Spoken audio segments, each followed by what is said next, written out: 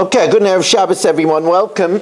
As we learned a special segment known as for the Shabbos table, and we thank our sponsor of over 2 years, the Rubin family, for making this year possible.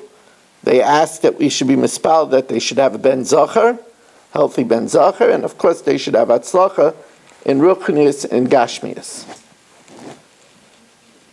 The Torah says that Hashem said about Yishmael, "V'hu yiyeh pera adam."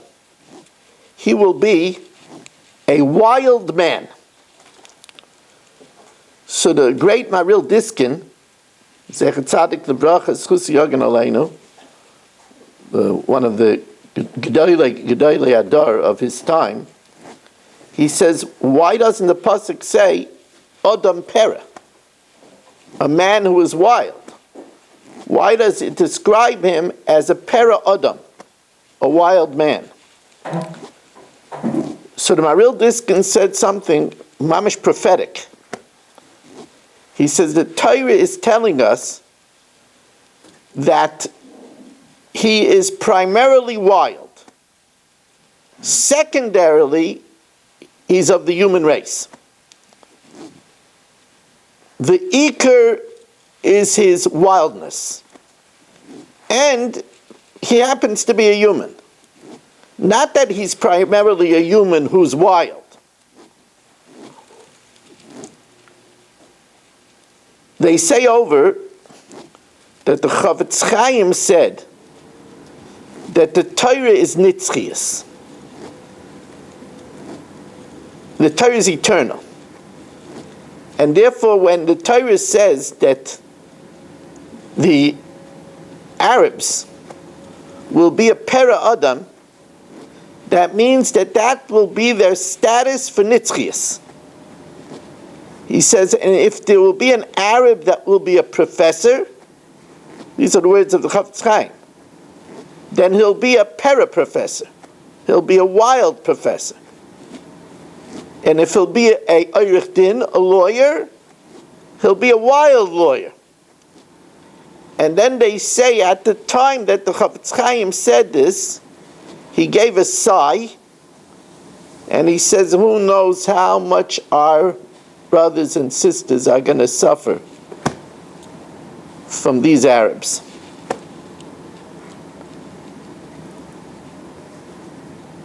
Now, the Chavetz Chaim said something else. The Chavetz Chaim said that even if we will try to educate them, we won't be able to. Because they are Pera Adam. And if you think about it, the normal attitudes of a human being who self-preservation comes first. And it says, Adam korav eitzel atzmai. A person loves himself. That's why he can't testify anything that he pertains to him, because he can't be impartial. A person loves himself. But yet the Arab blows himself up to kill people. Flies planes into buildings, smashing themselves into oblivion. Because they're not an Adam. They're a Pera Adam. And the first thing is Pera. Now, you have to understand that this is beferish from the Torah, that if you think that we could succeed in making peace treaties with the Arabs, we're wrong. It's like saying that I want to make a peace treaty with a rattlesnake. Can't do that. The Torah says that this person is a Pera Adam.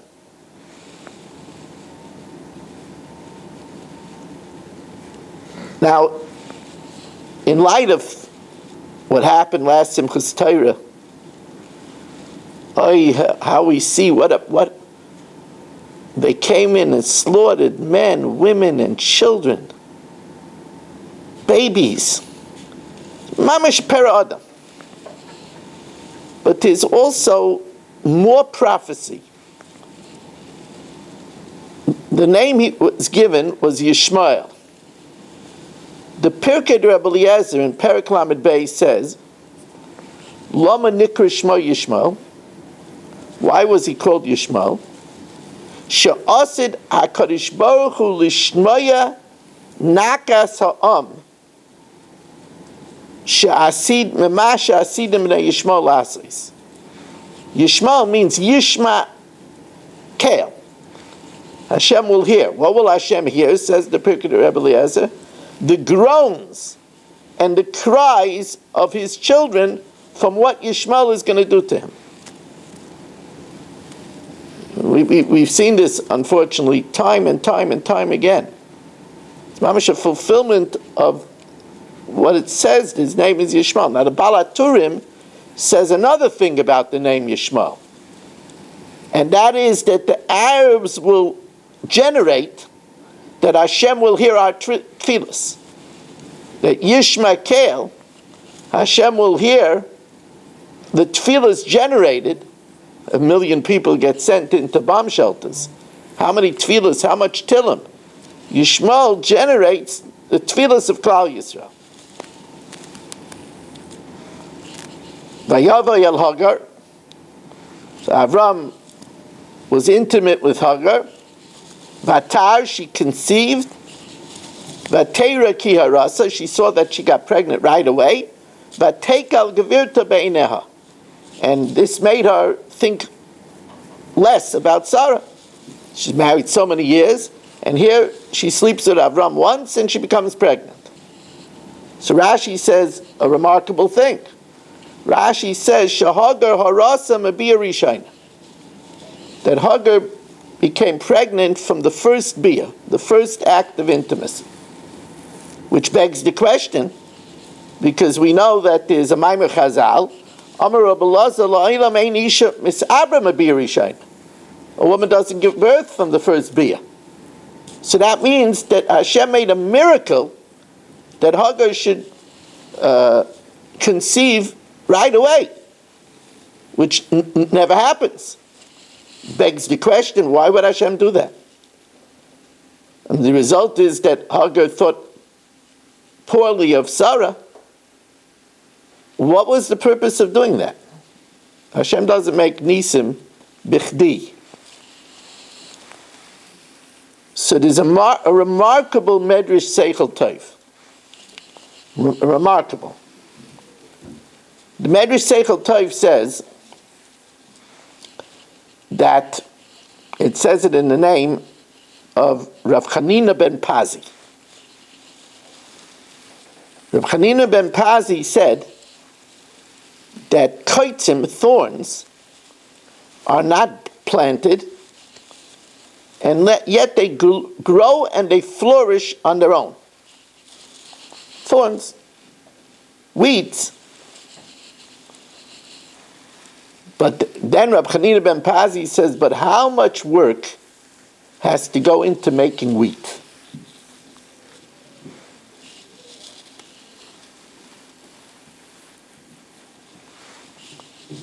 What the Medrash is telling us is a davar sheyesh bo to'eles, something that has a purpose, something that's important, sarich amal v'yagia. It needs toil and effort. Something that doesn't have toyeles happens by itself without any effort. And therefore, since from Sari Meinu would be a Yitzchak, that takes a lot of effort. That takes a lot of years. From Hagar, there's not going to be a great Te'eles, and therefore it comes very easy. You have to know this, that this is a very important rule in the way Hashem made the world. It's the reason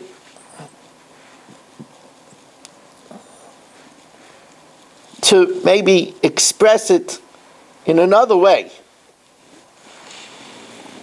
Maybe express it in another way. That if you put in a lot of effort into something, then you know you acquired something big. Because important things take effort. That's why if a person says, Yagata umatzasi tamen, Yagata umatzasi, I worked and I acquired learning, believe him. He says, nah, it's off the cuff. Don't believe him. A davar gadol needs effort. Something that's worthless happens without any effort. That's why, to give you an example, shalom bayis, marital happiness, is not natural. It needs a lot of effort. Man and women are different. Also, familiarity breeds contempt. A lot of times a husband and wife see each other in the worst times, when they get up in the morning, all bedraggled, or when they're wiped out in the night. It needs a lot of work. And according to the work and effort, then you have shchina in the home. Same thing. To be mavis sedra a whole year, it's a lot of work. Oh, it's a davar gadol. It's something very big. Other stuff is like weeds. It happens without any effort. Machloikis, you don't need any effort in the machloikis. Machloikis happens without any effort. Lashon hara, without any effort. Not watching the sanctity of our eyes, without any effort. Something that's important in life demands effort.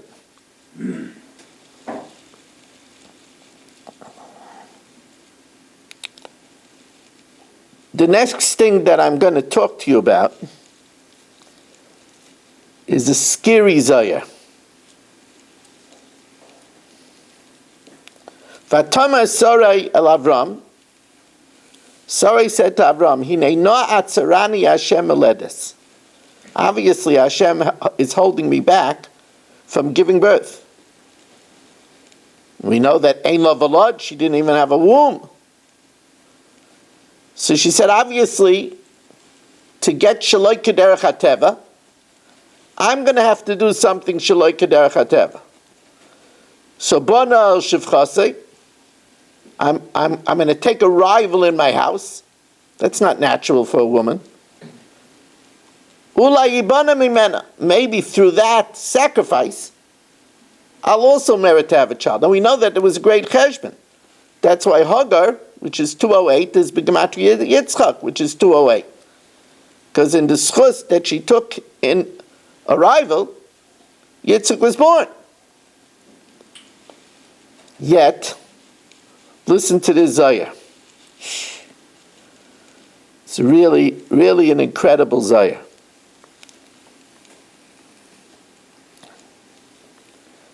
Rabbi Yossi v'Rabbi Chia hayaholchim b'derech. Rabbi Yossi and Rabbi Chia were traveling on the road. Amar Rabbi Yossi l'Rabbi Chia. So Rabbi Yossi said to Rabbi Chia, Lama ata shaysek, why are you quiet? Halayaderech lo misukim ela b'divrei Torah. Travel is only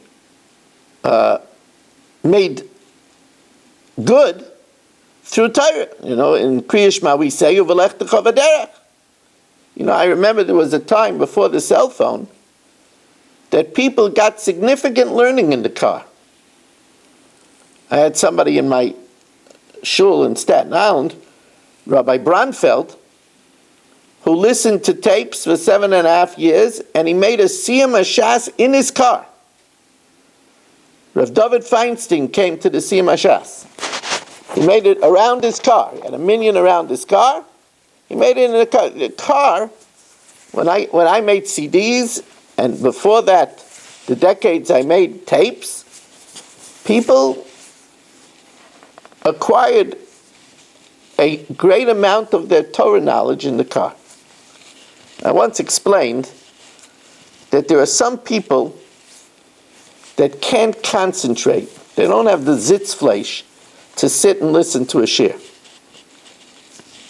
But if they're doing something else, they could give part of their mind to the learning. That's why some people have a lot of atzlacha in learning in the car. The Sutton didn't like it, so he made the cell phone. He didn't like it. That took away one of the last bastions of peace that people had. Anyway, this is just an aside. He said, say something so that our traveling should be perfected. So nenach Rabbi Yechia ubacha. Rabbi Yechia groaned and cried. What did he groan? V'amar v'atihi Sarai akara ein lo vlad. Sarai was barren. She didn't have a child.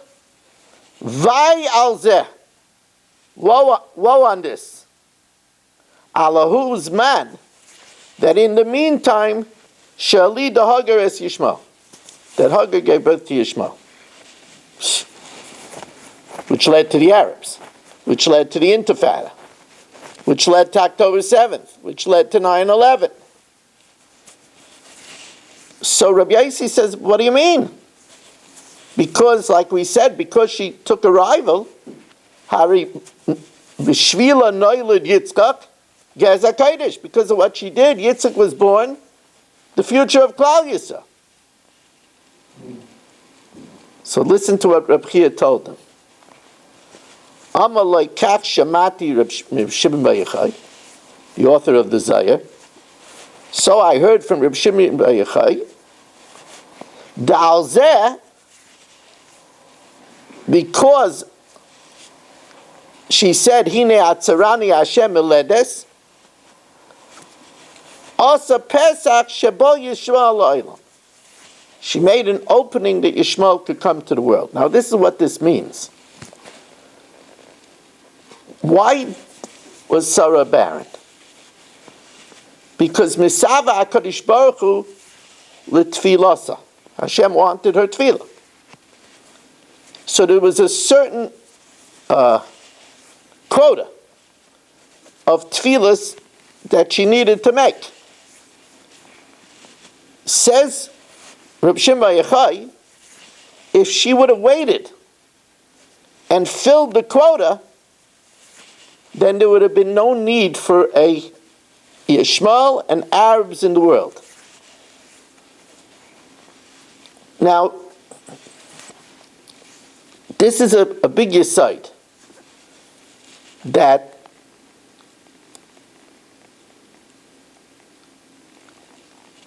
the reason why a person has a chesaron, lacks something, is that Hashem wants the person to pray and come closer to Him. Like it says, Ma ya'asa Adam, what should a person do that davens and is not answered? So it says, Ya'azav Yispal, let him daven again. Shenema kaveh Hashem, chazak v'yamei tzibecha v'kaveh Hashem. Moshe Rabbeinu davened 15 times. The Gematria of Eschana. Says Reb Shimon Bar Yochai, if she would have kept on davening, then she would have reached her quota. There would have been no need of Yishmael, and there would be no Arabs in the world. It's a scary thing. Scary thing. Remember that rule. Tachlis chisaron hu bakasha.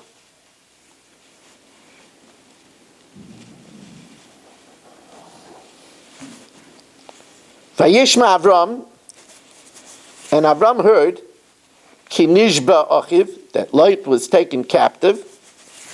Vayorek es chanichav, he took his disciples, Yelidei Beisai, those that were born in his house. Remember it says, es hanefesh asher asu b'charan. How many people did he take against Nimrod and the 4 mighty armies? Well, it says, Shmeina Eser v'Shalosh Meis, 318. You go against, sounds like you go against the Russian army with 318 yeshiva boys. So, we know the famous story that Nachum Ish Gamzu was sent to bring a gift to the king to nullify a decree against the Jews. So he took a chest of very precious gems and he traveled to the king. Along the way, the innkeeper stole the chest and switched the gold and the gems for earth from his backyard. As they were traveling to the king, they opened the chest, they felt it was a little too heavy, and they saw the earth, and they said, what are we going to do? So he said, Gamzu l'tayva. They brought the chest, they gave it to the king opened it up and saw it was a bunch of dirt. He flew into a rage that they're making fun of him, and condemned Nachum Ish Gamzu to death. So he said, Gamzu l'tayva. Before taking him out to be executed, one of the advisors said, maybe this is the earth that Avram used. It might have been Eliyahu Hanavi. Maybe this is the earth that Avram used to fight the 4 kings, and turned into arrows and spears. So they had a country that they weren't able to be victorious. They took the earth, a battalion took the earth and threw it at them, and they all died. So of course the king nullified the decree and rewarded Nachum Ish Gamzu. So we see that Avraham Avinu went to battle with earth. Says the Klei Yakar, very interesting Klei Yakar. It says, why did Avram take 318 people? 318 people against 4 armies. So he says, the gematria of 318 is Eliezer. Avram wanted to remember that when he went to battle, it was Elikei Avi Be'ezri. It was Eli Be'ezri. It's Hashem that's helping me. And this is mamish what we say. Eila v'recha ve'eila v'asusim. They come with their chariots. They come with their cavalry. V'anachnu b'shem Hashem Elikeinu nasku. We come with the name of Hashem. Right? That's the Eliezer. That's Elikei Be'ezri. That's Hashem. When David HaMelech went to battle, so we know that the emblem of David HaMelech, the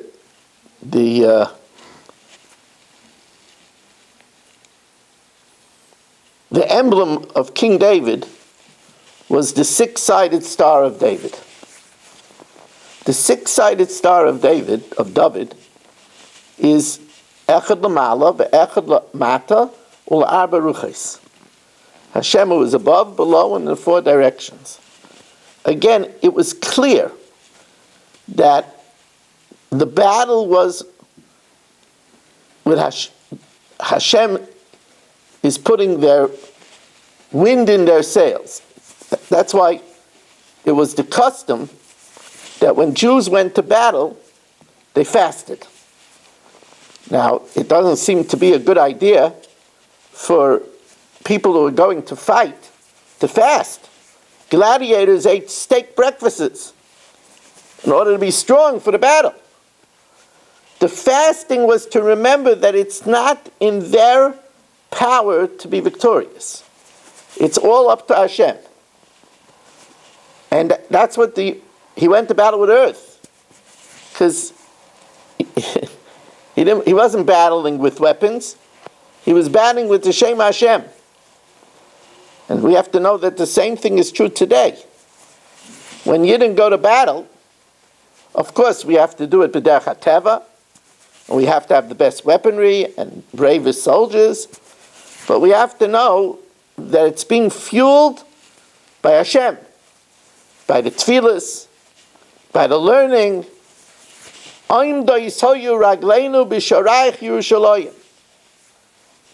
The Gemara Makis.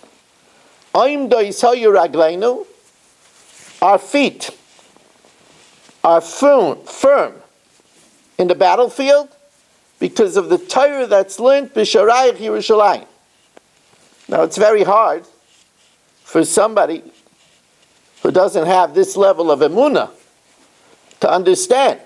It's a very hard thing. You need a special level of emunah to know that through the learning of Torah, that's fueling what's happening on the battlefield.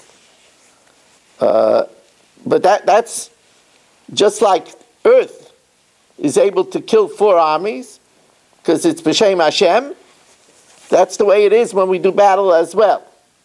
And who knows? Today I know that they shot 120 rockets. The fact that the Iron Dome, the David slingshot, the arrow system makes its mark has a lot to do not only with the Mesiras Nefesh of those that are operating these machineries, but also with the V'lam al Shinam al Tisikva that we say in our davening. When we say V'azeidim Mehiris Ha'akaris Ha'shaber, that those that are willful should be uprooted and broken, usamager and pulverized, we're fueling it. And we have to believe that. And we have to do it with a good intensity. Right? When we say on Shabbos in the Tefillah of Yukum Purkan, V'yisparkun, you should save us. Yisparkun, ransom us. V'yishtezvin, and save us. Min kol akka, from any mishap. Or mikol maran bishin, any bad occurrence. That helps. That's a war effort. We have to know that. That's a lesson. And Avraham Avinu never forgot it. That's why he went with 318, Eliezer, to remember that it's Hashem that's helping me. I want to thank you all for joining us. We thank again the Rubin family. Daf Yomi Amir Hashem, Motzi Shabbos at 7:30.